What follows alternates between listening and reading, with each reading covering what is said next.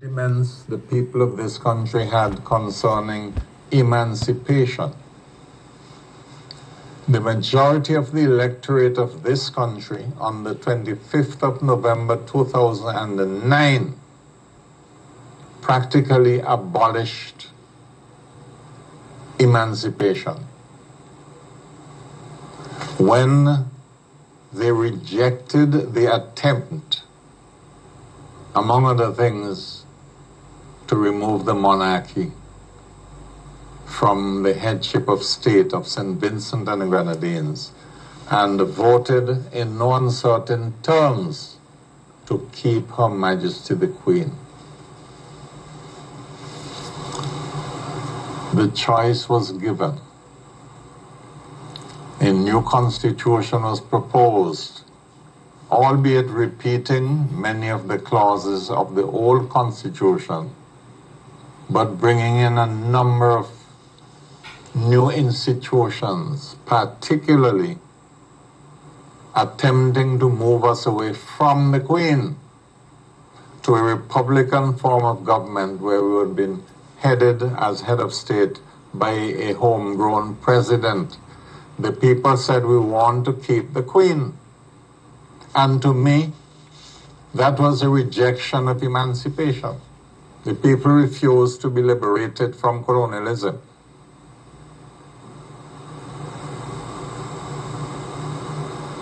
And when they voted to keep the existing constitution instead of the new one we were proposing, then to me, the people signaled by their majority that they like it so,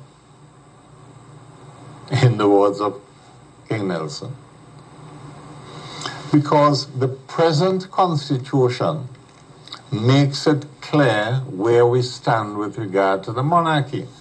And I was surprised that distinguished persons could write in the newspaper doubting that Queen Elizabeth II is the Queen of St. Vincent and Grenadines. Well, this is what the existing constitution says. First of all, the existing constitution was given to us by letters patent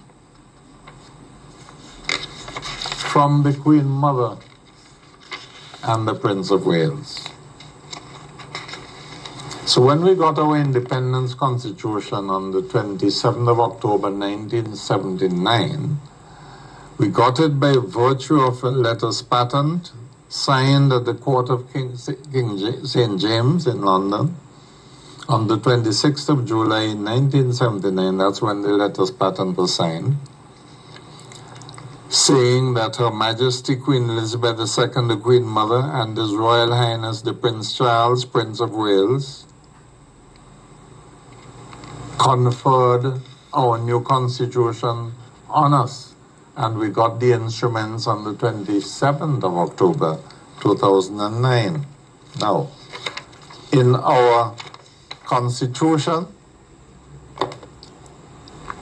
the existing constitution, this is what it says in clause 19. Quote, there shall be a Governor General of St. Vincent and the Grenadines, who shall be appointed by Her Majesty, and shall hold office during Her Majesty's pleasure, and who shall be Her Majesty's representative in St. Vincent and the Grenadines.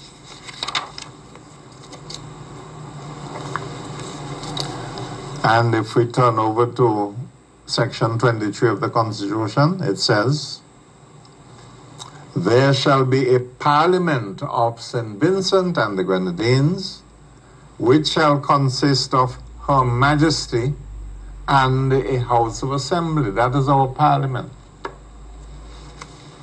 And if you go to any session of Parliament, at the beginning of the session, you will see a gentleman with a shiny metal object on one of his shoulders.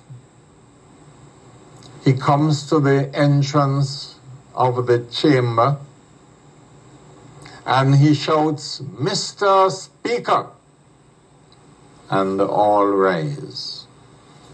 And he proceeds with this shiny object on his shoulder to enter the chamber, followed by the Honorable Speaker.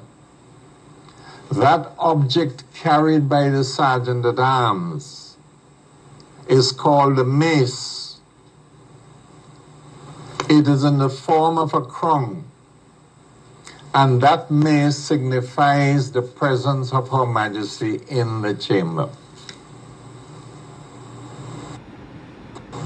The Sergeant at Arms takes it from his shoulder, puts it in its cradle, and then the Honorable Speaker goes up to sit on his seat to preside. There have been some dramatic moments in the history of the Parliament. There was a time when one member in the opposition threatened to throw the mace out of the chamber. He didn't go through the threat, but if he had done so, all proceedings would have had to come to a standstill, because according to the traditions of Parliament, the House cannot sit unless the authority of Her Majesty is present in the form of the mace. That is what is meant by saying our Parliament consists of the Queen and the House of Assembly. The Queen is symbolized by the metal object carried by the Sergeant at Arms. And then if we turn to section 50 of our Constitution, we would read, 1. The executive authority of St. Vincent and the Grenadines is vested in Her Majesty. So that it is idle to pretend that we are not part of Her Majesty's dominion. She is Queen of St. Vincent and the Grenadines. Queen Elizabeth II of Windsor, the House of Windsor, and of the United Kingdom, is also Queen of St. Vincent and the Grenadines. I don't know how anyone who has access to our Constitution could say otherwise. And we had the chance to change that, because we were given a choice on the 25th of November 2009 of a new instrument that would have said in its section 49, quote, "There shall be an office of President of St. Vincent and the Grenadines. The President shall be the head of state of St. Vincent and the Grenadines." That is what was proposed. And in section 102, subsection 1 of the proposed Constitution, this is what it stated: "The executive authority of St. Vincent and the Grenadines shall be vested in the President, who by section 49 of this Constitution shall be the head of state of St. Vincent and the Grenadines." So we had a chance to change the monarchy and replace the monarchy with a homegrown president. We refused. We said, we like it so. We want to keep the monarchy of Queen Elizabeth II. So what are we fretting that her representative was sworn in on Emancipation Day? What is so sacred about Emancipation Day after we reject the concept of getting rid of colonialism in November 2009? And it wasn't a close decision. I have the figures here with me. Those who voted no in the referendum amounted to 29,167 votes. Those who voted yes, 22,646. So 43.7% of the people voted yes. 55.29% of the people voted no, we want to keep Queen Elizabeth as our queen. And those of us who fought for the new constitution had to accept that that was the will of the majority. The people wanted to keep Queen Elizabeth. The people didn't want to leave colonialism alone.